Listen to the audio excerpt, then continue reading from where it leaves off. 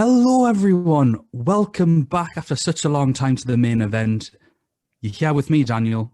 And Aaron. Oh, Aaron, I've missed that voice. I mean, I hear it every day at work, but I've still missed it in this context. How you doing, mate? I'm doing really good. How are you? Yes, spot on. I'm happy to get back to Champions League football after so much Premier League football. I think it's going to give a nice break, although for all the hardened FPL players, I've got a feeling they won't be too happy with an extra couple of fixtures in to ruin their Man City triple ups.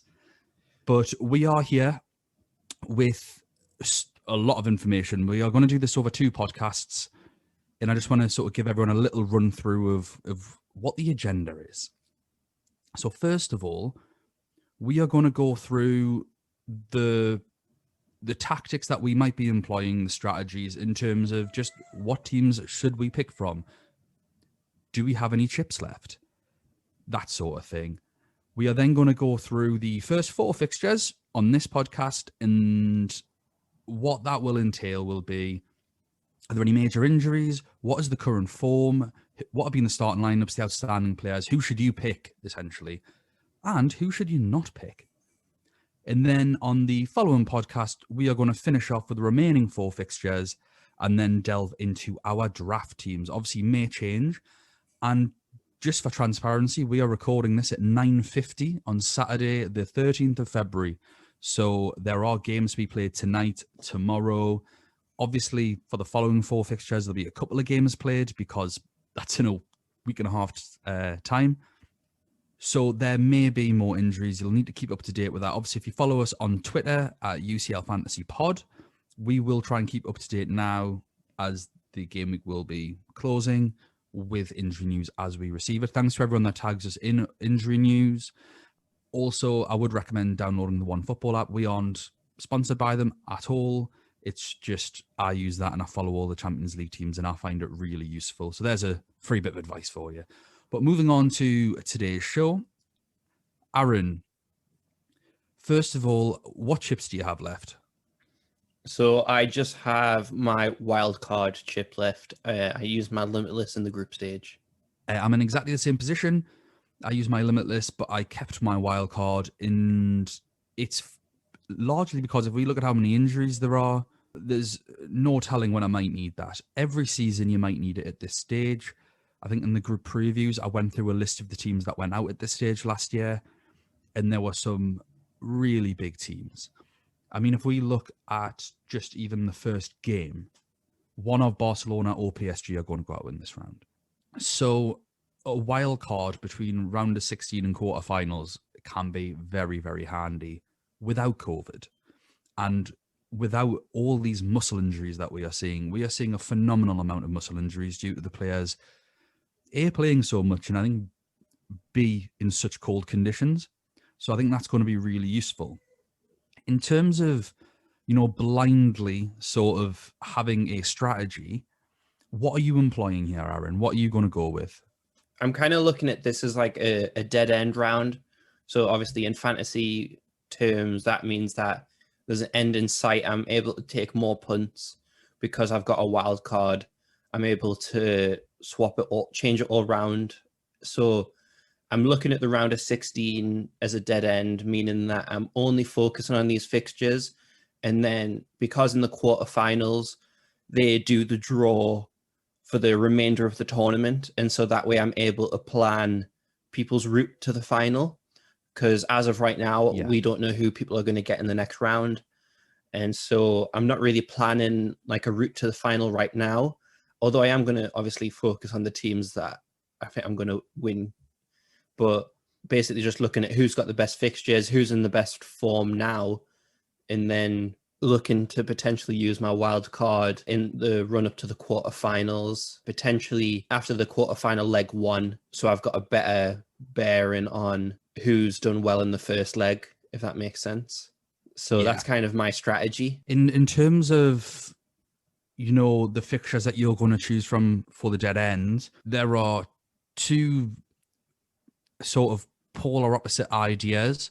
So are you going for one of these, or are you going to fall somewhere in the middle here, whereby you pick from the first four fixtures being played because we have more information, they would have played less games. We know the situation with injuries. Or are you going for just who has the best fixtures and I don't care when they play? Yeah, I'm going for more of the second. So I'm focusing more on the fixture. I know that that other tactic worked really well in the past. I am still going back and forth, but I think teams like Bayern Munich, Man City, Atletico Madrid are just too good not to get in. So I am going to go more so for the fixture over date tactic. Just to go through both of your points there, I'm not planning on using the wild card. I've got no plan for it. This is an emergency wild card, so I want to try and play the game, try and play that perfect game from start to finish. And then when it inevitably goes wrong, because I'm completely useless sometimes, it's going to be there to save my bad decisions, opposed to me have a plan to use it. I just think, particularly this season, some of the results that we see are absolutely ridiculous. And I don't really trust many teams. And some of the teams that I do trust have got so many injuries that they become untrustworthy. So I'm not planning on using that wild card until, as and when I need to. I'll know when I need to. So with that being said, it's important for me to try and identify who's going to win each game and then go for players from those teams. So I do have a good chance of not using my wild card. I do think probably optimum time to use it would be between the round of 16 and quarterfinals, like you say, to plan for that route to the final. But if I can, get lucky, then I may not need it because we are afforded transfers between the games and we are afforded transfer of like quite a few transfers between the rounds.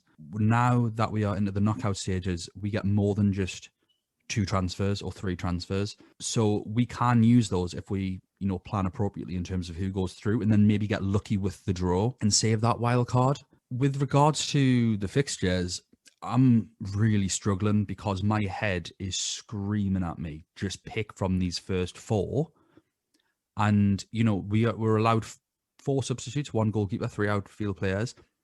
If you want anyone from the second lot of fixtures, have 3 outfield players and 1 goalkeeper so that if anything does go wrong, you've still got a full 11. I think that's a really smart thing to do. The biggest issue with that is, for me, the best fixtures to choose from on that second lot. If the roles were reversed, the second lot of fixtures were all played this week, I'd be clapping my hands. I'd be so, so happy. But I think it's good for the game that they are the second lot because there's going to be some people torn. There are going to be so many people picking from that second group of fixtures and so many people employing that first strategy of, I want to know that I'm at least playing 11 players. 11 players playing is better than a team full of superstars that are all injured.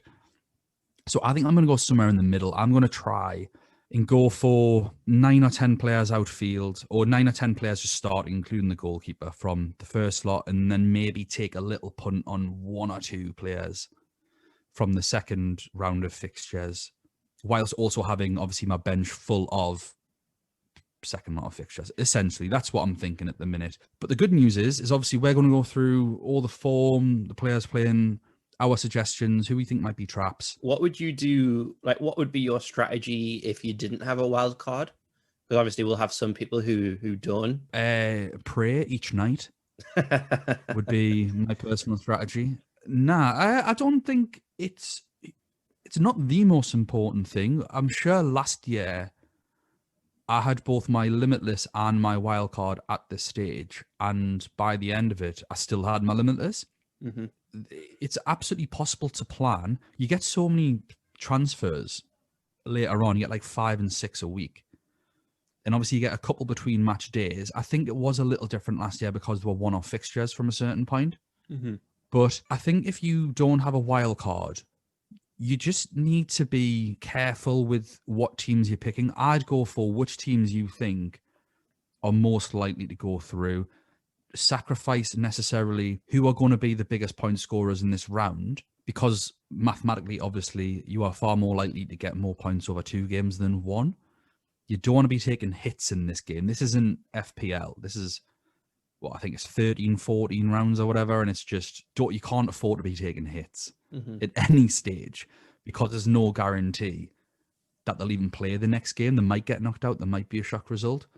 So I'd probably follow the other tactics and just go with, right, this team is going through, in my opinion. I'm going to get 3 from there. You're allowed 4 players from each team for this round. However, I wouldn't necessarily recommend that. Just if one game gets called off with COVID and you've got 8 players from that game or even 4 players from that game, you are absolutely stuffed. Mm-hmm. So I'd be trying to limit myself to a maximum of 3 players per game, really. And the only time I'm really going to go for 3 players would probably be from the same team, and it's because I feel they've got such a good chance of going through. Yeah. And I'm willing to take the risk. Yeah, I feel like as well that because we're allowed, I think it's 5 transfers between round of 16 and quarterfinals. Like if you have 4 players for one team and then that team gets knocked out, the likelihood is that not all of the other teams that you've got in your fantasy lineup are going to make it through to the next round as well. And so that you're going to have to use the majority of them 5 transfers on a team that like it just, you end up blocking the usefulness of your transfers depending on the team that you've chosen. So for example, in the group stage where you're trying to look for them cheap enablers, we're starting to get that part of the tournament where the cheap players are no longer playing and it's just the premiums who are starting to take over, which is why you get given an extra 5 million this part of the tournament. And so if you absolutely fill your defense with cheap players, the likelihood is they don't play for a good enough team and they're going to get knocked out. So you've just got to be so careful of that kind of strategy, especially if you don't have a wild card. If you have a wild card, you can afford a risk or 2, but it's a fine balance at this part of the tournament. Yeah, totally agree. Yeah, let's get on that first fixture, Aaron. We've got Barcelona, who play tonight at 8 p.m. against Alaves. So everyone keep your ears to the ground on that one. See if there's any more injuries for Barcelona, who are having a torrid time of it in terms of injuries. Their results have been fortuitous, to say the least. So just looking at their previous games, they got beat 3-2 off Bilbao. That went to extra time. They then won 2-0 against Cornella, but that had to go to extra time. They beat Elche 2-0, Rayo Vallecano 2-1. Bilbao, they then won 2-1. They won 5-3 against Granada in extra time. And then Betis, they beat 3-2. So they are far from convincing at the moment. They have some torrid injuries. Araujo looked like he was going to be fantastic for this game. He's played every game. Unfortunately, he's just picked up an injury and will be out for a month. He's hurt his ankle. Sergi Roberto, possibility of playing right back. He's in muscular doubt again. Coutinho's out for 2 months with a knee injury. And Ansu Fati needs a 3rd operation on his knee. So he's out for the season. Piqué also out with that knee injury he suffered in the Champions League. And he's out until April. So they've got some big defensive problems. Serginho Dest hasn't been playing much. Mingueza seems to have filled in at right back. He's came from Barcelona B team.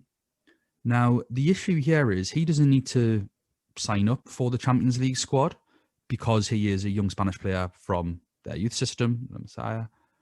But he's not in the game because they haven't registered him. They don't need to. So we are potentially robbed of a right back here for Barcelona. And just before we get into maybe who we should get, I've noticed that Braithwaite, who was a little bit of a dark horse in the group stages, and that is now exclusively playing on the wing. So it's a bit of a mixed bag here for Barcelona. Have you had a chance to look much into them, Aaron? Yeah, so I ended up watching the highlights for the Sevilla-Barcelona match, because obviously that's 2 Champions League teams. And yeah, Sevilla just absolutely destroyed them. I was listening to some of the La Liga pundits, and they were saying that 2-0 was a very generous scoreline to Barcelona. They should have been beaten by a lot more. And I think we'll get onto Sevilla later, but Barcelona. It's hard with like Spanish teams because they literally play a cup game like every week. Like they kind of squash all Yeah. of their cup games into the 1 month.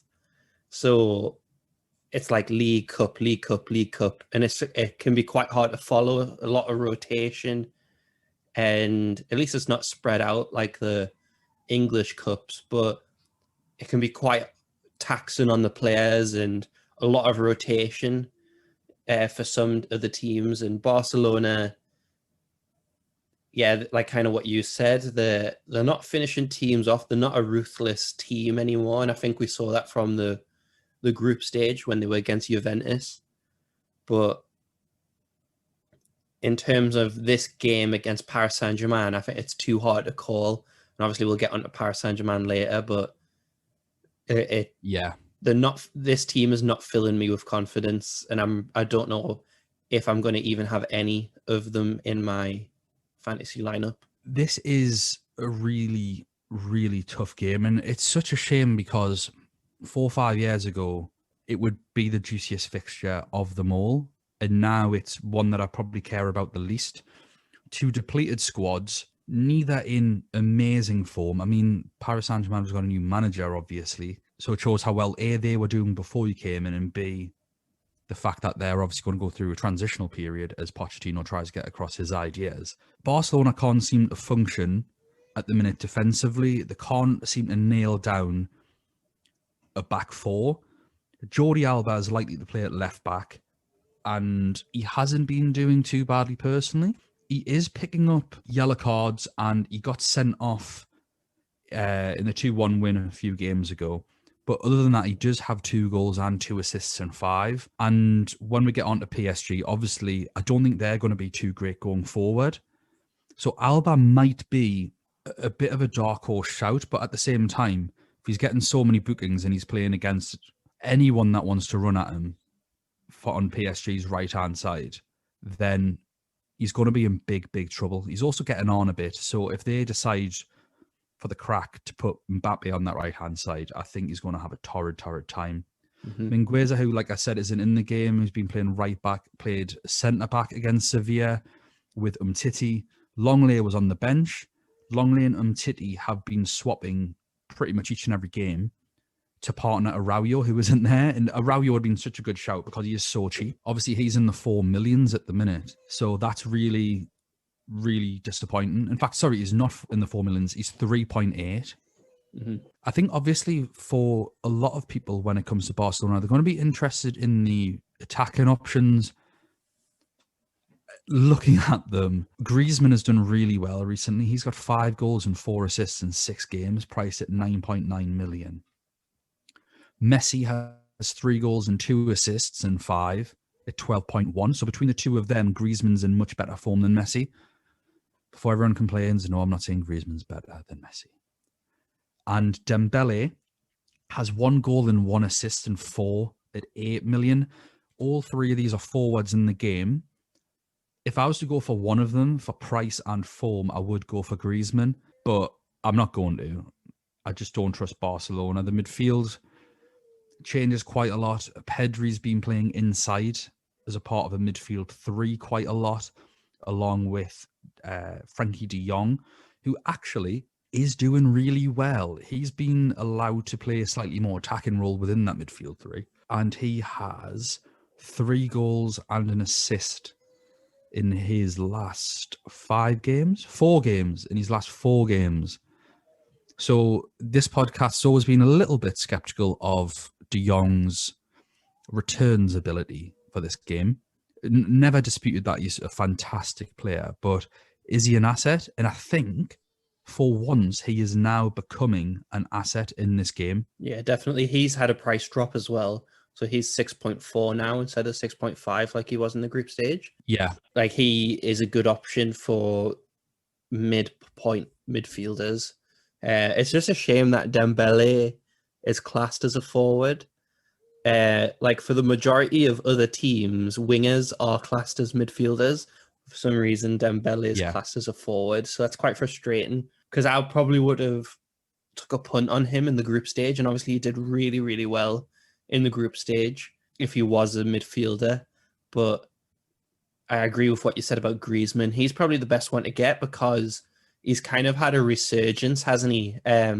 Probably since their Champions League, like once they had qualified for the next round and they kind of took it easy. From then, Griezmann's just seemed to hit the ground running, and it is showing us the potential. Because I thought he had kind of fell under the pressure of playing for Barcelona, and obviously there was the narrative of you can't play with Messi, and so I think that Griezmann is showing that special spark that he had, and I think I've been critical of him on the podcast, saying that I think he's finished, and so yeah, I'm really happy with his form, and he's okay price point to be able to afford him and other premium players in the team as well. So Yeah. he's definitely someone who I am considering if I did choose someone from Barcelona. Yeah, I think for me, if you're looking at Barcelona, if you want to go Messi because he's the penalty taker and he's Lionel Messi, then go for it. But the three players for me, if you are desperate, is Antoine Griezmann, Jordi Alba, and Frankie de Jong. Mm-hmm. I really like that Jordi Alba shout because Di Maria is injured. I know we're about to go on to Paris Saint-Germain, but that's Neymar and Di Maria. So that's like their wingers. Obviously, it means that the likes of Icardi are probably going to play, but Mbappe, depending on what wing he's on, one of their right back or the left back is probably going to get a lot of points because they'll be playing probably against Draxler or someone like that. So the likelihood is that Mbappe will probably play on the left so that he can cut in on his right. So Jordi Alba is up against a weakened attack on that right side. So he looks a good shout. The one caveat just before we move on to PSG is that a lot of these sort of stats that we've went through are a little skewed because obviously when we say, oh, they've scored X amount per game, a game is usually 90 minutes plus, stoppage time. 3 of these games have went to extra time. So effectively, they've played a full extra match to get some of these stats. Lots of Griezmann's goals have came in extra time. So that is something to sort of look out for, that maybe, especially them used to going to extra time, that they might be better in the second leg than the first. That being said, they could also be absolutely knackered. And we have seen a lot of injuries. So they've played more football than everyone else, which will skew the stats and will also likely make them more tired. Sat third in the league, which is disappointing for Barcelona standards. But we'll move on to PSG so that we can sort of match up.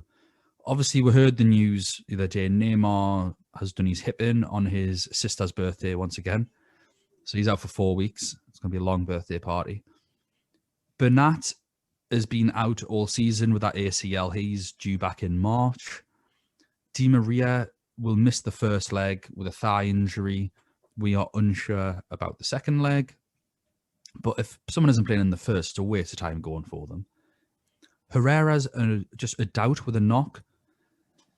And Keylor Navas is causing some concern because he has been struggling recently with an abductor injury.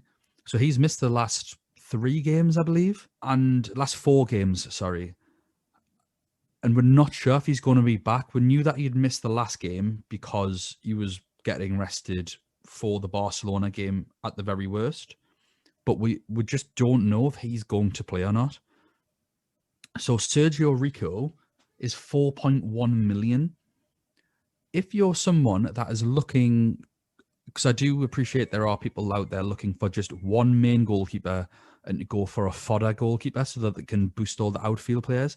If you're someone looking to do that, then feel free to take a punt on Rico because he might actually play. I'm not going to say that he will because Navas may be back, but a 4.1 million, I just think that's a really good shout. Form-wise, been on a pretty decent run. They beat Marseille 2-1, who then recently sacked their manager. Angers 1-0, Montpellier 4-0. They did get beat 3-2 off Lorient, beat Nîmes 3-0, and they beat Marseille again 2-0. Their most recent result in the French Cup, they won 1-0 against Caen. But The big thing here is just how many influential injuries they've got. Obviously, if Navas is missing, he's such a great player. Herrera is a really, really underrated player in the middle. And then Di Maria and Neymar on either side is a bit of a nightmare for them. Yeah, I think that it's interesting that Icardi is back playing and scoring, because Moise Kean was obviously before the manager change. Icardi had kind of been frozen out of the team, and it was Kean playing up front with Mbappe, kind of in a 3-5-2 formation. But now that they've got Pochettino, different style, I don't want to hold my hand up and say I watched a lot of Spurs, but we saw enough of them to know kind of what system Pochettino likes to play. And so in terms of this upcoming game against Barcelona, I think that Mbappe has been playing on the left, and they'll want him against a less experienced right back rather than going up against Alba, who could probably, depending on how much of a head start, that's a pretty tight race. Well, at least it would have been if Alba was in his prime. And then you get Icardi and Kean. There's a lot of uncertainty, but you do have like kind of what you were mentioning there. You get the odd cheap player who could play for Paris Saint-Germain. The only problem is that they have one of the biggest midfielder options in all of Fantasy Champions League. There's so many you can choose from, all of them priced between 6.5 and 5.5. You just don't know who they're going to choose. I mean, even to the point where Marquinhos sometimes, not as much, but sometimes he'll play in midfield, and that's a defender getting added to the midfield options. So it's almost like throwing a blind dart at times, picking a Paris Saint-Germain team, because they do have a really big squad. But I think that Mbappe, I think he's just too pricey. And I mean, if you are looking for an absolute punt, Moise Kean keeps coming off the bench. But other than that, it's again with Barcelona, you just, because Paris Saint-Germain have thrown away a couple of them games where they walk through some of these teams, you kind of just don't know who to pick, and there's kind of better options that we'll cover through the podcast. Obviously, we've been incredibly critical of Thomas Tuchel on this podcast in the past. And if you look at the results recently for Paris Saint-Germain, obviously there's just that one defeat. Pochettino's getting a tune out of them. It might not be the most refined tune, but it's still positive results compared to what they've been getting. What I will say is he's moved the formation around a little bit. He's been playing 4-4-2s. He's been playing 4-2-3-1s. He's been playing 4-3-3s. So I'm not entirely sure what he's going to go with for the next game. In terms of nailed on players, I think Florenzi at right back is absolutely nailed, but one assist in his last 7 games or something like that isn't fantastic. Paredes in midfield has played every game in the last 7. Every single game. He's had 1 assist in those 7. The issue is, for the Champions League game, he's only averaging 2.6 points per game, and he's 5.4 million. So if you're looking for someone that'll play, Paredes will play, but is he going to do anything? I personally don't think he will, and I think he's in serious risk of getting a yellow card.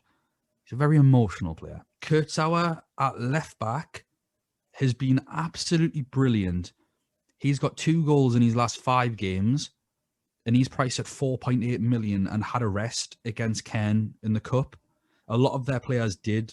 Mbappe got a rest, Icardi got a rest. I think if you're looking defensively, there are 2 players really to look at, and that is Diallo, who had played every game, caught COVID, so he then had to miss out and has then came back in against Caen. He's 4.4 million. For someone that is likely to play next to Marquinhos, not Kimpembe. If you want Marquinhos, he's 5.8. He's a phenomenal player, but I don't think he's quite as good as last year because of his position. Last year, he was playing holding midfield, so he was just gobbling up ball recoveries. I don't see it being like that. And then, obviously, playing higher up the field, he was a goal threat. I remember he made me eat my words a few times after scoring in consecutive games and looking like their most dangerous player. Forwards, I think Icardi and Mbappe are probably the 2 to look at.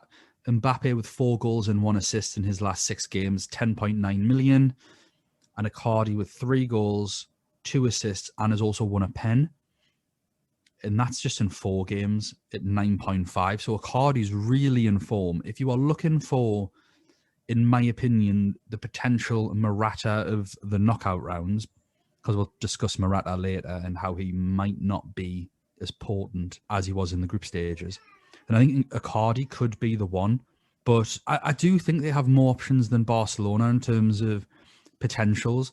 Just we've got 3 defenders there at 3 slightly different price points because Diallo is so cheap that he can really facilitate elsewhere. But so is Courtois, 4.8. Anything less than 5 million for a player that is going to play for a really good team in the knockout stages is, in my opinion, considered a bargain at this level.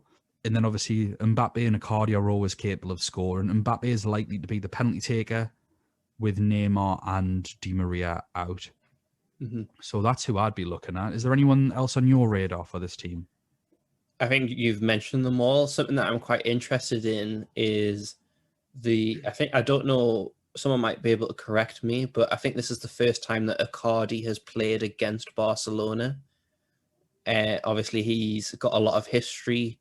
He was part of their academy. He's got the personal beef with Messi. I think with a weakened Barcelona defense, this is the reason Icardi has come to Paris Saint-Germain. He's that kind of player where he doesn't need many chances.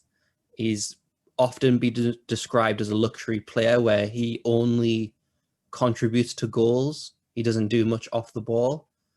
But I think in a Poch system, I think that might be changing. I've not watched too much of Paris Saint-Germain, just being honest. But just in terms of the storyline and the type of player that Icardi was in Inter Milan and the type of player that he still is, I think this is primed for an Icardi headline. So just with his price point, he's definitely someone who I think will be good for this round. And then because he scored 0 points in the group stage, I think not many people will select him. I mean, he's selected by 0% so far. He's a massive, massive differential. I think it's worth keeping an eye out for PSG's game today. They are playing against Nice at 4 p.m. So that's obviously English time, GMT. So convert it to wherever you're listening from. Although by the time this goes out, the game would have already been played. So just go and look at the score. But have a look, see who's playing, see who's being rested, because it seems to be 1 in, 1 out for Pochettino at the minute. As one plays for an important game, they'll then get rested in a less important one. Nice are a good team, but I think obviously being sat at 13th in Ligue 1, he might decide to rest a few players for this one, or maybe do what Bayern Munich do and, give them a run out for 60 minutes and hold them off. So it's definitely worth having a look at what happened during this Nice game. And obviously any more injuries could happen as well. Aaron, so let's go for who we think will win the first leg. And then, we're going to we'll punt now on who we think will actually qualify. Okay. So who do you think is going to win the first leg, most importantly? Well, I'm going to cop out and say that it's going to be a 2-2 draw. And then I think Paris Saint-Germain will go through because they'll win the second leg. That's my prediction. Pretty hard to disagree with that. I do find that, I think it'll be it's really annoying when we agree. That's exactly what I was going to say, and it's really annoyed me. Yeah, I was going to go for a score draw and then Paris Saint-Germain to go through because I just think by the time they get Neymar, Di Maria and Keylor Navas back, and then they're playing at home, I think, they'll be the ones to go through. I'll go for 2 draws and Paris Saint-Germain to go through on away goals. Well, just to change it up a bit. Sounds good. We'll probably disagree on some of the other ones. Yeah, fingers crossed. I mean, this next game's a real toughie. So same night, we've got RB Leipzig versus Liverpool. Again, 2 incredibly frenetic teams. So Leipzig, Forsberg's injured. He's got a knee injury and an unknown return date. Justin Kluivert, who was on none of our radars anyway, has an ankle injury, unknown return date. And Lema, the hero of last season, is still out with his ankle fracture. So it'd be nice to see him back whenever he can make it. In terms of their form, I've just looked at the league games. They are still changing it around. I thought they were quite fixed on a 3-4-2-1. They've since changed to a 3-1-4-2. They did play last night, which isn't on any of my data that I've written down. So I'm just pulling up last night. I know that they won 2-0 against Augsburg. What are you thinking with Leipzig, Aaron? So I think that with like they are like an inconsistent team in terms of their formation. I think that's just what happens with a young manager. But some of the players that are probably on our radar is they've changed around so much. For example, Angelino is now an attacking midfielder, which is, I mean, he can play anywhere, can't he? Crazy. But something that was quite hard with Leipzig. So, like, if there are any Bundesliga enthusiasts listening, it was quite hard to get the assist data for Leipzig. It was easy for the other teams, but for some reason, Leipzig. So I don't know whether the actual people who do the stats for Leipzig hate them as well. Seeing like the rest of Germany hates them. So I could only get like the assist. Maybe as a German running it. I'm not doing this. But no, like, so Angelino, from what I've seen, in his last 4 games playing as a central attacking midfielder, has got 3 assists. I just want to jump in real quick. First of all, to correct myself, they won 2-1 against Augsburg last night, not 2-0. But also, Google's been a bit naughty because he's not been playing central attacking midfield. I was very confused by it myself. I was like, this cannot be right. And he's playing as a left winger. So they're playing, like I say, for the last 4 games, a 3-1-4-2. And he's been the one on the far left. It's been Almon Sabitzer or Almon Hadara in the middle. Yeah, that makes way more sense because like Google's been having Sabitzer play as a defensive midfielder. And I'm like, what is going on? Yeah, it's just all things are wrong. So thanks for confirming that. Like I had my suspicion, but I was just going off what Google said, which is dangerous to do, guys. Dangerous to do. Very dangerous. Never Google symptoms. But either way, Angelino's gotten 3 assists. And so playing a lot more advanced, which is great news for attacking returns, especially with Liverpool not being solid. But in terms of finding like a goal scorer, so many different people have scored for them since New Year. Like Paulson has scored, like Paulson, Sabitzer, Orban, who's the centre-back, Mukiele, Olmo, and Nkunku have all scored 2 goals. And that's it. Nobody scored more than 2 goals. So it's quite, like, it's nice in terms of a team that they share around the goals, but there's not probably one player that you're going to pinpoint to say, right, that is their biggest attacking threat. If I had to pick someone, I'd probably go Sabitzer or Olmo, just because they have more assists. But it's quite hard to pinpoint a player, so it's like playing blind darts. You've just got to choose one, and probably a lot of it will playing come blind down darts, Aaron, don't you? Is that your favorite game, blind darts? It's what I've been doing during lockdown, and also repairing the wall as well. And but with Leipzig, there's so many options. I think it at the end of the day, it's going to come down to your price points and how much emphasis you put on. But my biggest person to get in, if you don't have them already, what have you been doing, is to get Angelino. Well, I'm here to throw the cat amongst the pigeons, Aaron. So yeah, Angelino, 5.4 million, 3 assists in his last 6 games, playing from left wing, and obviously has the potential to get a clean sheet. Whether that's going to happen against Liverpool with the way that Leipzig play, I think they play into Liverpool's hands. Mukiele has 2 goals in 4 games, or it'll be 5 games now, including last night, at 5 million. He's been moved all over the place. He's played at centre-back, and he's played at right wing, and he's played at right wing back. He is everywhere at the minute. Szoboszlai signed for these. Obviously, we forgot that. But he's been injured, so he's definitely a wait and see. He's at a good price, though, but it's definitely a wait and see because he's not in the team yet. In terms of how he might fit into their system, I think he's going to take up the role that Timo Werner has left vacant in the side. So that could be really, really good for them.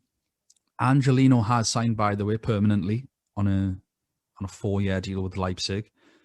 And Upamecano was just signed for Bayern Munich, but So that won't annoying. happen until the summer. Upamecano has played every game for the last 6 games, excluding last night, but we believe that was because of the Bayern deal, just in terms of headspace, but also a rest for the Liverpool game. I wouldn't read too much into it. If you've got Upamecano and you really want him in your team, I wouldn't hide away from that. That being said, however, I think Orban or Halstenberg could be better. Orban especially, he's got 2 goals in his last 5 games, and he's 4.5 million. So if you're looking for a defender that isn't Angelino, I'd go for him at $1 million cheaper, or 0.9 of a million cheaper. However, I think the real golden goose in this team is Nkunku. He's a midfielder on the game. He's 7.6 million. And in his last 3 games, he's got 2 goals and an assist, playing up front in a 2. So if they play the formation that they've been playing against Liverpool, who obviously we'll talk about their defensive problems shortly, he's got such a good chance, and he's going to be getting midfielder points. So he might get, if they do keep a clean sheet, an extra bonus. And obviously he gets an extra point for every goal scored, and he's 7.6 million. So that'd be who I'm looking at. I've got him in my current draft. We may change, obviously, our drafts once we've been through all the teams. But at the minute, Nkunku, being one of the earlier fixtures, so we'll know his availability. This is obviously one of the first games. So one thing to mention is that the Barcelona versus Paris Saint-Germain game and the Leipzig-Liverpool game, we will know the starting lineups before the deadline. So we don't really have to guess too much. I should have mentioned that obviously before the Paris Saint-Germain Barcelona chat, but we don't need to take any risks with them. We know who's going to play and where they are going to play for these games. It's just being aware, really, that Nkunku is an out-of-position midfielder if he's getting tossed up front, and playing as a forward is being their most prolific player. No, that's a really good shout. And obviously, as well, that this game isn't getting played in Germany either. So it's kind of like an away game for both teams. One thing I haven't done with Leipzig, I just want to talk about their previous league games, just real quick. They lost against Borussia Dortmund 3-1. They drew with Wolfsburg 2-2. They beat Union Berlin 1-0. They've lost against Mainz 3-2. They beat Leverkusen 1-0. They beat Schalke 3-0. And obviously they won last night 2-1 against Augsburg. Second in the Bundesliga at the moment. So they are up and down. And I wouldn't expect a clean sheet from Angelino from his 5.4 million. So Liverpool, who are on their own downward spiral at the minute, they've obviously got a crazy, crazy injury list. The Fabinho's now been ruled out of this weekend's game against Leicester City. Jota is back in training, but I think he's not expected to actually play for another month. He might obviously be ready for the second leg if his recovery goes well. They do have the 2 new centre-backs who are on the game.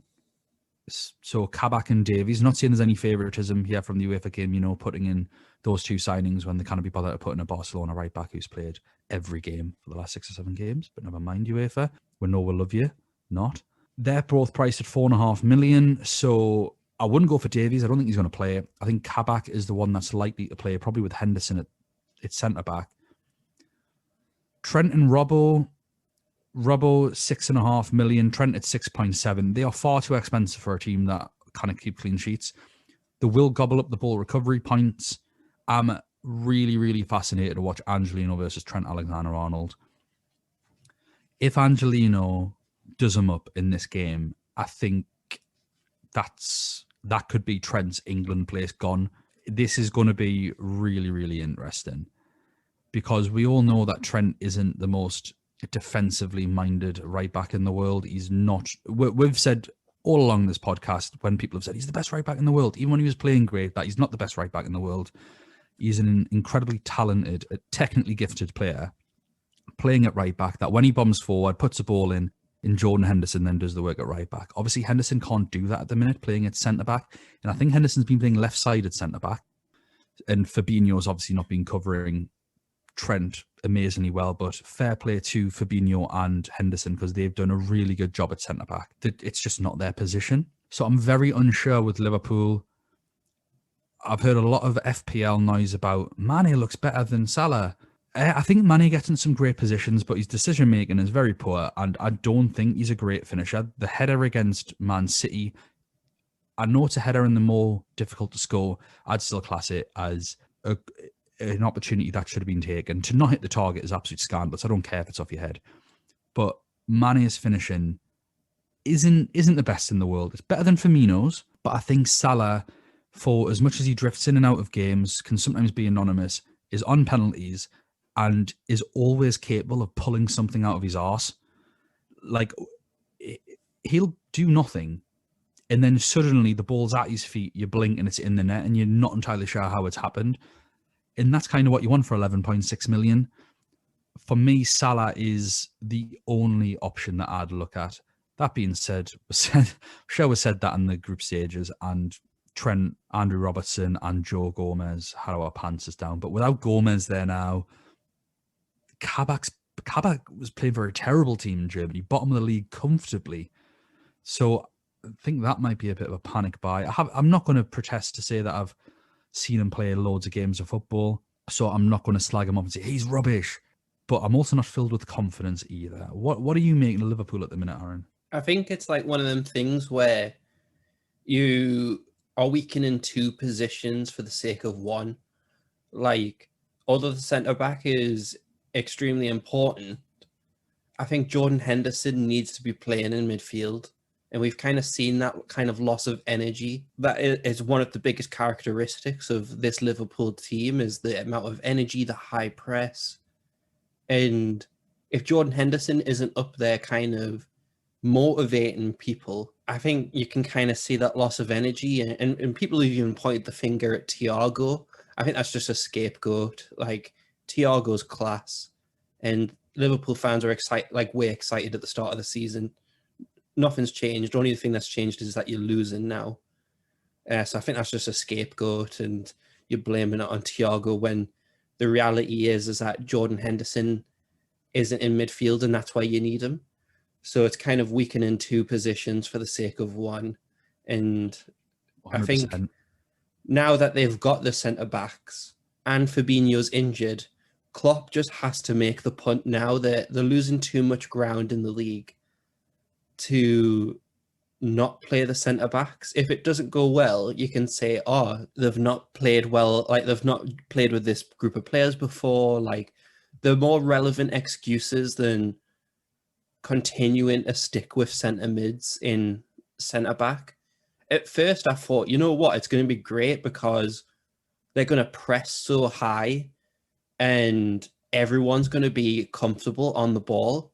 And Jordan Henderson, like you're right in what you were saying, he's done absolutely terrific. And he's kind of brought that long-range passing that Van Dijk was so good at, what made the centre-back so dangerous. But I think just to summarise, like, to blame Thiago, I think, is ludicrous. I think that you knew what you were getting. He is class. I think you've got Wijnaldum, who doesn't want to be there anymore. He's looking at the exit. So that's not good for headspace. Firmino's not in good form. And the front three, like if the front three don't click, the whole team as a result end up not clicking. And I think it's just a dip. Like, everyone goes through it. Like, Man City went through it last year, like losing games to Norwich. And we were like, whoa, what's going on? And even Man City fans were like, Pep needs to go. And we're like, people just panicking. Yeah, absolutely outrageous. Anyone asking for Klopp to leave. I mean, he is starting to lose the plot a bit. He's going full Kevin Keegan on us with some of his interviews. He's turning in. When he first signed, I loved Jurgen Klopp. I loved him at Dortmund. I loved his energy. Looked really friendly. Loved that big smile. And again, I think I mentioned this on one of the pods earlier on this season, and I agree still, Liverpool fans will not care, but he is starting to alienate the neutrals with his conduct, his behaviour, how he's talking. And I think there's a lot of deflection going on in terms of, oh, well, he has a list of other managers that have been horrible to reporters. And it's like, yeah, and they were horrible. Like, it's not, oh, well, he's done it, so it's fine. It's still, lose with a bit of grace. I think Liverpool's biggest issue is there's no pace with that defensive pairing of Fabinho and Henderson, so they can't play high up the pitch. They have to sit deeper, and that means that they aren't playing to the front three's strength. When they play higher up, Joe Gomez and Virgil van Dijk can cover the ground in behind quite comfortably, which means they can press higher. And the entire point of a high press is that the ball gets into your forwards and into a goal-scoring position much more quickly than having to go from the back. So it's just a lot of different things all coming together that have caused this downfall. I think once Gomez and Van Dijk get back to a full bill of health, they'll all be absolutely fine and be great again, genuinely. So I don't think it's too much to worry for Liverpool fans. I just think once their players are back, they'll do great.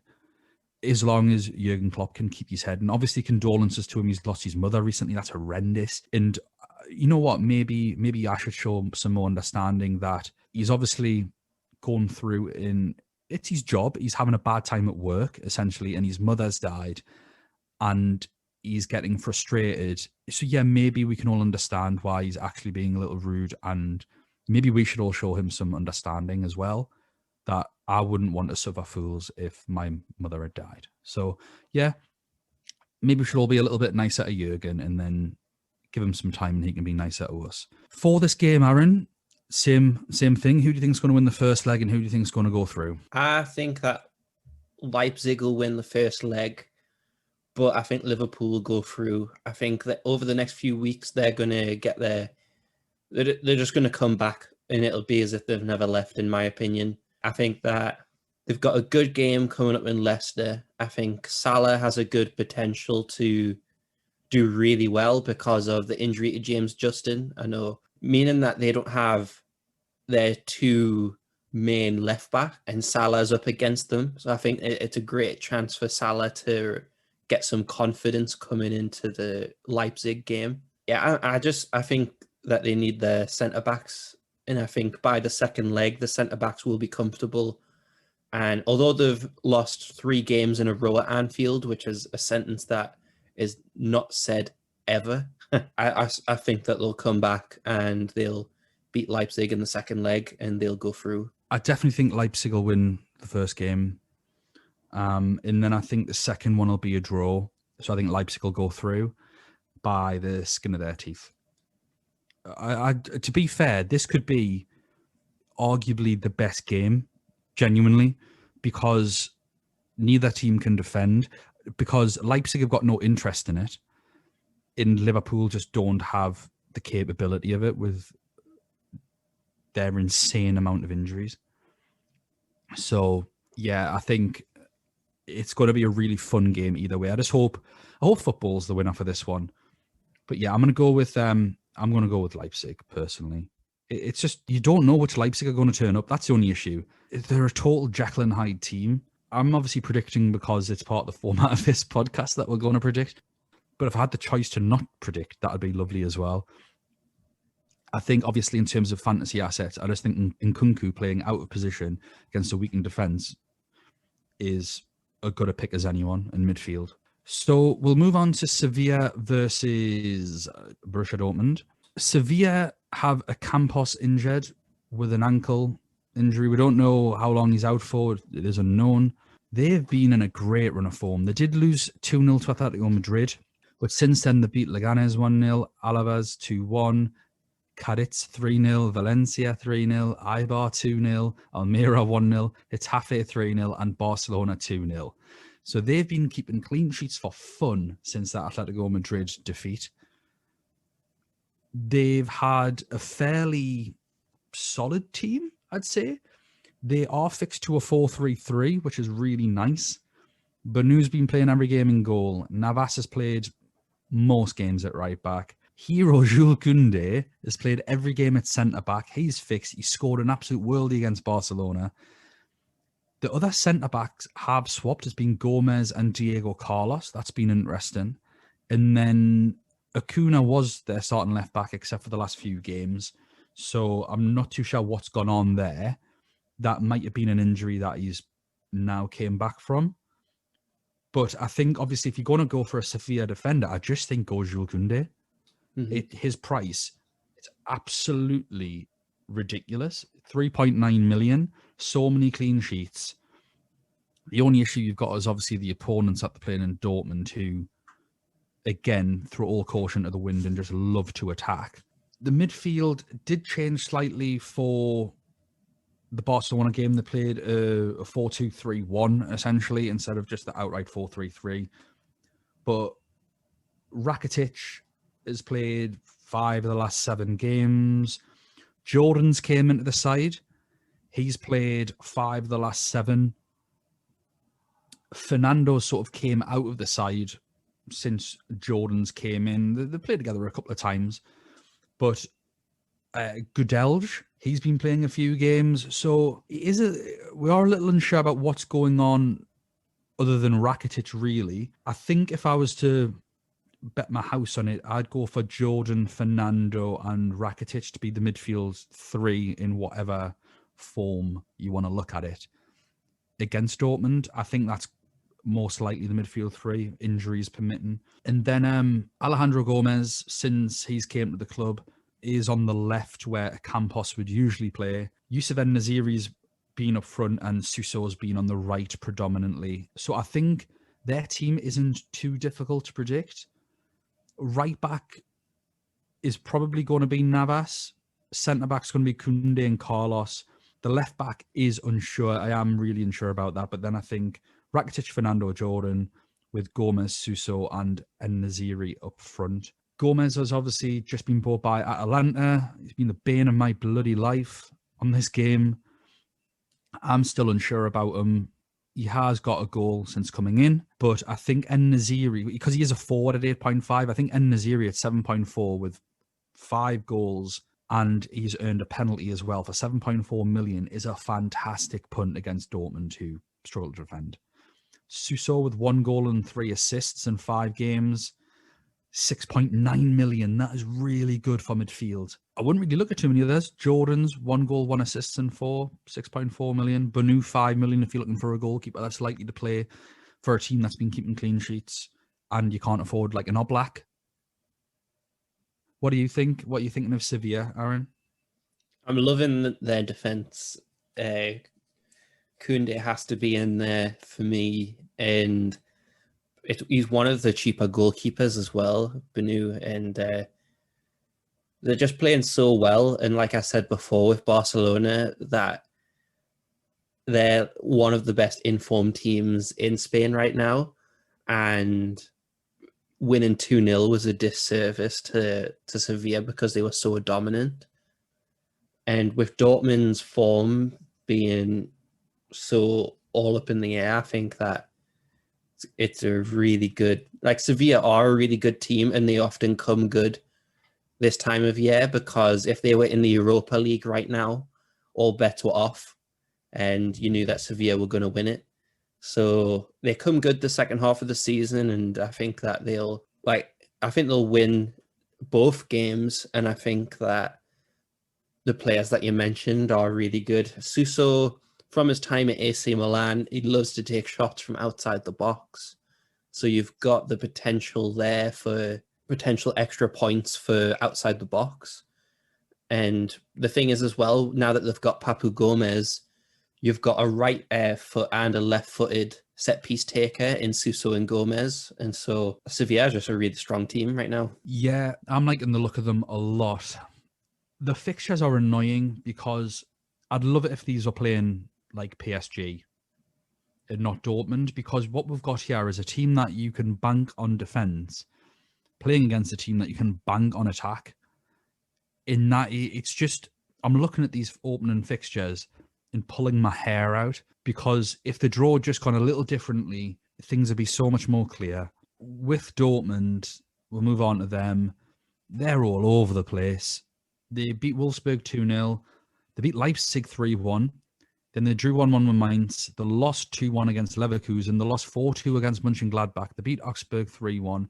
Then they lost 2-1 against Freiburg. I really don't know what to make of them at the moment. They have got Axel Witsel out with an Achilles injury. And since he's been injured, that's where their form has completely dropped. But even when they lose the score, Zagadu's out with a torn muscle. Berkey's causing all kinds of problems because he's been terrible, and then he got injured. Hitzes came in, and he's also been terrible. So, is Berkey going to be fit? His shoulder injury has an unknown return date, so we're not too sure. But I just don't fancy either of them in goal as far as keeping a clean sheet. One thing I will say about Hitz is he's super cheap. So again, he falls in line with the Sergio Rico plan, 4.1 million. If you're looking for a bench fodder sort of goalkeeper that might play, he's as good a punt as anyone. I don't think Sevilla will score loads against them. They're not that kind of team. I always feel like Sevilla have like a 2-goal limit in games like this.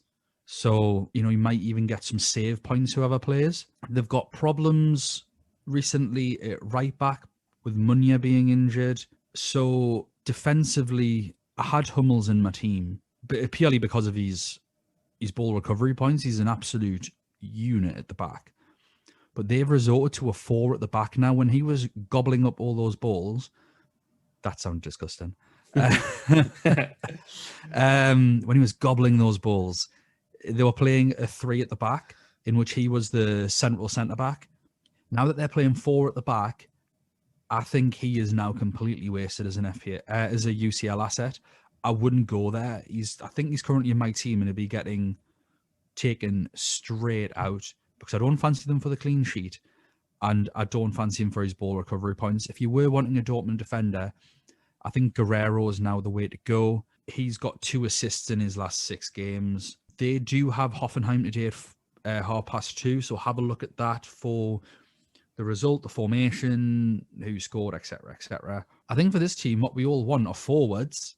What do you make of the forwards and attacking midfielders, Aaron? So I don't trust Haaland. Like, he's not in any of my drafts. You sacrilegious. This is UCL blasphemy, Aaron. I know it is, and I know he's going to prove me wrong. But like when we go on to my draft, I firmly believe that the strikers I've got ahead of him are going to do better.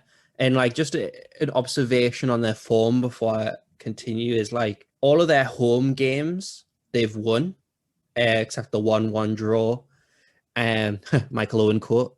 And however, their last 3 away games they've lost. So all the games that they've lost have been away games. I think that puts a different twist on Dortmund's current form, especially because the first leg is Sevilla away.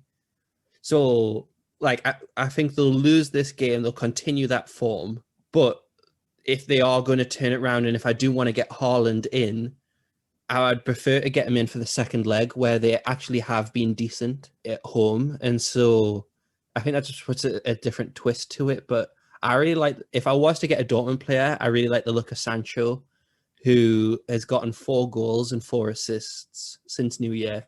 And he's 9 million, I believe. Although he would be a premium midfielder, I think just because there's not really many premium. He's 10 million, Aaron. Oh, is he? Sorry. There's not really many premium midfielders kind of left in the game. It really goes like Liverpool, Man City, and then after that it drops off really quickly because Bayern Munich, I think have got a few. Yeah. Fair. Yeah, so like Bayern Munich's wingers and Sancho are probably in the next bracket below, and then after that it's really just kind of a mush. So I think if you were to pick one of either Liverpool or Man City's premium midfielders, and then out of that mush, you're looking at either a Bayern Munich winger or Sancho, really. And so I think at that price point and with that kind of form that he's in, and he's playing up front in some of these games as well, I think he's probably the one I would lean towards first. I don't know how much Marco Reus is, but although he's not been scoring, he's been getting a few assists. Yeah, he's 8.4 million, 3 assists in his last 6 games. But he's the starting pen taker. If there is a penalty in the game and he's on the field, he's the one to take it. Then Sancho and then Haaland. Dortmund have missed every penalty that they've got this since New Year, since the restart. They've gotten 3. Wow. So, and all of them have been 3 separate who's takers. missed them? Yeah, Haaland, Reus, and Sancho didn't take one. It was Brandt. Okay. So Sancho mustn't have been Wow. on. So that is very unfortunate. So they're the Man City of the Bundesliga for penalties then. Yeah, and Don't trust them. With them games, they could have won as well. Like Reus's one was against Mainz at home. That penalty could have won the game, and he missed it. So they're not having too much like good run with penalties, but just with that away form and home form, that really puts a twist on it for me. So for this first leg, I don't plan on bringing in Haaland, and if he proves me wrong, which he probably will, and then I'll bring him in for the second leg, depending on how my other strikers do. That's a fairly good idea, to be fair. Sancho, 2 goals, 3 assists in 6 games, 10 million. And Haaland does have 4 goals and 1 assist in 6 games, 11.1. You're brave, but I like the logic. I do like the logic. And I'm looking at it without Witsel, playing 4 at the back and against such an informed Sevilla team, I do really think they could struggle. One shout out is to Moukoko, 4.3 million striker, scored his second goal for Dortmund in a 2-1 win against Freiburg, I believe. Oh, sorry, no, he scored the only goal in a 2-1 loss to Freiburg, sorry. And he's just becoming a bit of a cult hero at the minute. Youngest ever Champions League appearance maker, 4.3 million. If you are crazy or just love the thrill of the game and you want to bulk up your team elsewhere, go Moukoko. The only issue is that I'd say is forwards are the position where I'm thinking, I wish I could have 10 of these. Having 3 is really annoying at the minute. Sometimes it's not the case. Sometimes it's like, oh, I want more. I want all the midfielders. I want all the defenders. For whatever reason, for the round of 16, I want loads of forwards. So, Aaron, I think you've shown what you think is going to happen anyway. You think Sevilla are going to win the first leg. Who do you think is going to go through overall? Sevilla. I'm going to go for Sevilla first leg. I'm going to go Dortmund second. I think if Witsel can come back from that Achilles injury, playing at home, but Dortmund are a bit like Liverpool where they need the fans, really. I'm going to go for a draw for the second leg. So that's a Sevilla to go through on this one. Bit of a shock, really, especially when I've got 3 Dortmund players in my draft. So that's going to have to change. The final game of this podcast before we wrap things up on this one and move on to our second podcast is Porto versus Juventus. So, Aaron, you can talk about the away team shortly, but let's crack on to Porto. First of all, they've had some mixed form as well, particularly for their league. They're only second in their league, which is a big shock for Porto. I couldn't really find any injuries. They've drawn 1-1 to Benfica. They lost 2-1 against Sporting. They won 1-0 against Ferenc, 2-0 against Gil Vicente, beat Rio Ave 2-0, drew 0-0 with Belenenses, drew 2-2 with Braga, and I believe they won 1-0 the other night. It was a 1-1 draw. Before I did all of my research. Was it a 1-1 in the end? I know they were down to 10 men. Yeah, it was in the 90 and 12th minute. Oh, well, there we go. Yeah, they're having a bit of a mixed time of things. It's going to be another interesting game, this one. They've rotated their keeper between Costa and Marquezin quite a lot, so I do think Marquezin will be the one to play, but he's still not nailed on. I kind of don't want to talk too much about all these players because I don't think a lot of people are going to go for them. I really do just want to jump straight into just the players I think you should or shouldn't get. So, first of all, Taremi up front. He is 6.5 million, and he's got 4 goals and 2 assists in his last 6 games. He's in phenomenal form, absolutely phenomenal form. So if you're looking for a legitimate budget striker, 6.5 million, and is actually playing and is actually scoring and getting assists, 100% go for this lad. He is seriously on my radar. Very, very seriously on my radar. Sort of between him and En-Nesyri is my budget option up front. I need to see how the rest of my team works out. We've got Oliveira. He's only had 3 starts in his last 6, but he is the penalty taker. So he scored a lot of penalties in the group stages. He's got 1 penalty goal and 1 assist in those 3 games. 6.7 million. That is punty. But if they get a pen, you're in the money. Diaz, only 1 goal, 1 assist in 4 games. 7.1 million midfielder. I know he's quite popular. I'd avoid personally. Sanusi, 46 points so far in the game. He's the second highest scorer with Angelino in the entire game. Absolute madness. 5 million. So if you want the left back, feel free to go for Sanusi. I personally probably won't be, but I don't think Juventus are the most prolific team at the moment. If you think they're going to keep a clean sheet, this guy is gobbling up, obviously, ball recoveries. Chancellor Mbemba, 38 points so far. He's 4.8, so if you can't quite afford the 5, maybe go for Mbemba. But I think Taremi, Oliveira, Sanusi are the 3 players. If you want to go Porto, if you don't like Juventus, whatever reason, they're the 3 to go for. Really good budget options.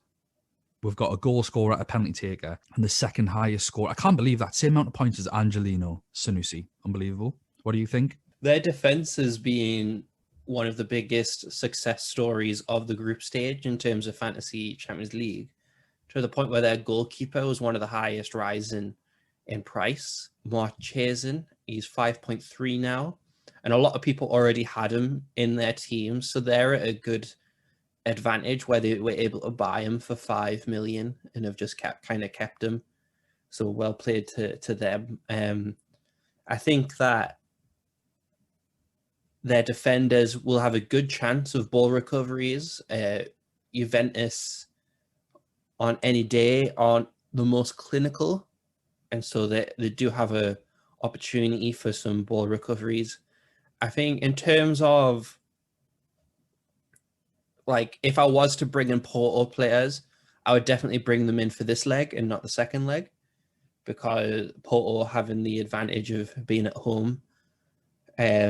Although you'd obviously have a superstar in Ronaldo, who is also returning home, so always loves going back to Portugal. But in terms of ball recovery points, this is probably the best time to get them in, and then you can always transfer them out for the second leg for another defender around that price point. So if I was to bring them in, definitely bring them in now. And their striker, if you are low on budget and you're wanting to get in as many premium midfielders as you can, he's the one I would go for over like Moise Kean, who I know a lot of people probably still have from the group stage, and Braithwaite, etc.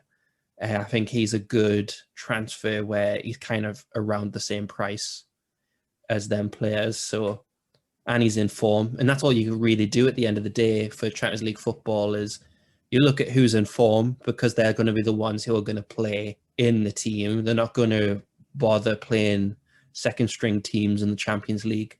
So the informed players are going to play, and then that gives them a stage to perform better. And I wouldn't argue against anyone who brings him in. Aaron, you're the Juventus man.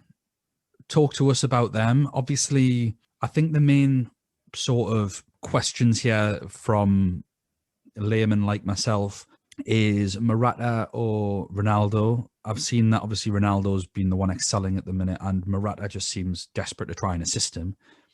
Is Cuadrado worth it in midfield? He seemed great in the groups. What's he like now? I've heard that there's been some issues maybe with him now passing to Ronaldo. Is it going to be Buffon or Szczesny in goal? And what is the crack with their defence? Who's playing? Is it Chiellini, Bonucci, De Ligt, Danilo? Is that, we need to go through this. Who we're picking, Aaron? Cool. So we'll start up front, because that's the most exciting. Ronaldo is in the best form. He scored 7 goals since the restart there. Although Juventus have played quite a lot of games just because of the Coppa Italia, kind of the same situation as Spain, where the cup games start in January, and you'll see in the next episode when we talk about some of the other Italian teams that if you had an early exit, you play a lot less games, which kind of works out better in terms of form. They have played Inter Milan 3 times, so like since the start of the year, and they've kind of been the best indication of what type of a strong team Juventus like to play.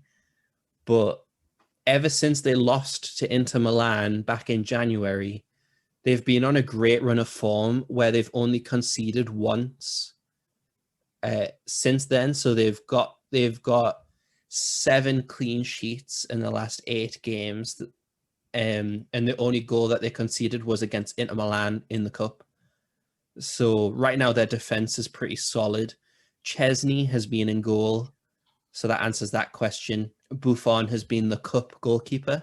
The 2 centre-backs, Chiellini, now that he has a run of games, is looking back to his best self. And obviously with his physicality, he needs somebody to lay the ball off to because he's not the best with the ball at his feet. And so he'll pass the ball off to Bonucci, who can be played as a whatever position he wants at times. But in terms of Cuadrado, it's kind of been weird because Alex Sandro returned from injury and then got COVID. And so he's only just starting to come back into the side. But because of that, Danilo, who was the left back, is starting to play right back now, where Cuadrado was playing. And now they're trying to figure out who is better as a right back, Danilo or Cuadrado. And there's even been times when Danilo and Cuadrado have played on the right. Juventus have settled on a 4-4-2, and with Ronaldo or Morata or Ronaldo and Kulusevski playing up front. So Ronaldo's definitely the safer option, and he's in form in terms of scoring. He's turned into a lot more of a clinical striker. I mean, he was always clinical. You can't say that he hasn't with his goal tally. But he only needed 1 shot against Roma to score. And after that, he was kind of just there as a kind of a decoy. He's starting to get to that point where you can see that the age is starting to catch up with him, and it's quite sad because you just want him to play forever. But if, depending on his motivation, you'll see him talking to Morata, Kulusevski. You'll see them in communication throughout the game. If he's not feeling up to it, what he does is bring defenders out to the left wing so that he leaves a massive gap in the middle, and it helps the other striker or one of the other midfielders, like Chiesa, has benefited massively when Ronaldo has not been on it because he plays on the right side. So Chiesa has scored 5 goals and has 2 assists since coming back from the restart. And so in terms of Morata, though, he wasn't even first choice. He only came into the side when Dybala was injured. And like what you were saying, Morata just seems set on trying to get assists for some reason. And I think a lot of it does come to that communication within the first opening minutes of the game, where you'll see them talking quite a lot, like in between stoppages of play. And I think that is Ronaldo starting to concede that he might not be up for challenging against centre-backs all day. So, and that's just him looking after his body and not wanting to get injured. So Chiesa is definitely one who I would pay attention to, and potentially McKennie. McKennie's been quite good as well, but sometimes he plays out on the right and he's no longer a midfielder, like a centre midfielder. I hope that answered your questions. I think I've covered every position. Yeah, I think so. So, well, I mean, I think we should just get right down into the bones of it. You obviously watch Juventus quite a bit. What do you think the score's going to be for this first? Not necessarily the score. Who do you think is going to win? Can we expect clean sheets from either side? Do you think it's going to be a 0-0? Who do you think is going to go through overall? Help us out here, Aaron. Cool. So, Pirlo, especially against Barcelona, we kind of saw his vision. He wants to be a very pass-heavy team. However, he says that he doesn't have the personnel right now to play like that. So since that match, which I think is probably the last time that a lot of people have watched Juventus, he's now getting compared to Allegri in terms of the way that he plays. So there's not going to be many blowout of the water results, not like the Barcelona. Definitely, he hasn't played like that since, which is a shame because if he does play like that, I think they're one of the best teams to win the Champions League because they played so well. But in terms of being compared to Allegri, if we think back a couple seasons, it's all just about getting the job done. So I think it's going to be very low scoring. I think in either a 1-0 Juventus win, 1-1, 1-0 Porto. I can't see either team scoring more than 2 goals. I'm going to go with Juventus to win just because of their run of form. But it's not going to be high scoring. And so I'm going to go with like the probability that Ronaldo will probably score, being that it's Champions League in his competition. But it's hard. Yeah. You're not going to get a high ceiling. I think Juventus is full of safe flaws. In terms of defenders as well, they're very pricey. Like Chiellini, 5.4. If he was 5, he probably would have went straight into my team. And you don't know who's going to play right back, and you don't know who's going to play left back. But Szczesny, Chiellini, Bonucci are going to be the back spine. Yeah, I think I'm going to go for Bonucci. I think that's what You're I'm going to go Bonucci. I think so. Yeah, I've got some money from Hummels to spend somewhere, so I think it's tough because obviously we've got Porto's striker in such great form, but the team in general isn't in great form, and they haven't played against any great opponents recently. And Juventus have, and they've been keeping clean sheets. So I think it's again going to be a fascinating game, but maybe not for the people who like entertainment from goals. I think it's going to be an incredibly tactical game. This one, I think it's going to require some concentration to get through, but could be enjoyable if you like watching a tactical performance. I don't really know what to go for. I think it's probably going to be... my gut was telling me it's going to be 1-1 in Porto and then probably 2-0 in Turin to Juventus. So I'll go for a draw for the first game and Juventus to qualify overall. That's what I'm going to go with. So that brings an end to this podcast. Obviously, with how long this one's been, you can imagine why we've had to split it into 2. We'll be releasing both in the same day. So once you finish with this one, hopefully the next one will be up for you to listen to, as long as you get it listened to before the deadline on Tuesday. Gratefully for 4 of these teams, we will know exactly the starting lineups before they come out. So thank you so much for listening. Please don't forget to follow us on Twitter, like I mentioned earlier, UCL Fantasy Pod. We are on YouTube and Spotify. Just search for the Main Event Champions League Fantasy Football Podcast. Thank you so much for all the support, by the way, that we have been receiving on Twitter. It's been absolutely amazing. And hopefully you will enjoy our content for the remainder of this season. So we will see you for the second part of this podcast. Enjoy the rest of your day. Bye now.